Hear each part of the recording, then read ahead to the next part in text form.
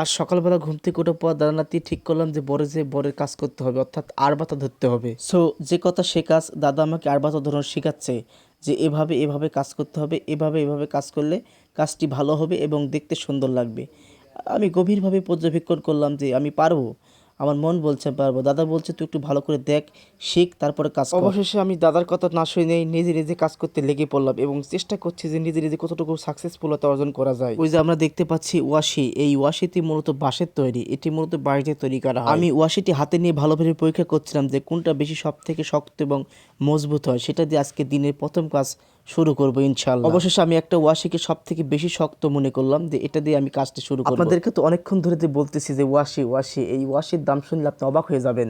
এই ওয়াশি মূলত বাজারে 5,000 টাকা কাউন্ট, অর্থাৎ একটা ওয়াশি অর্থাৎ এক পিস ওয়াশির দাম হলো 60 টাকা পিস পরে আমাদেরকে কিনে আনতে হয় বাজার থেকে। দেখুন বন্ধুরা, ভালো করে লক্ষ্য করে দেখুন, আমার হাতের দিকে তাকিয়ে দেখুন কিভাবে ওয়াশিতে উইলে দিয়ে বান্ধন দিতে হয় এবং কোন পেঁয়াজ দিলে ওয়াশি এবং শক্ত এবং মজবুত থাকে। এ ধরনের ভিডিও পেতে অবশ্যই আমার পেজটি ফলো রাখবেন এবং লাইক কমেন্ট শেয়ার করে পাশে থাকবেন। ধন্যবাদ সবাইকে।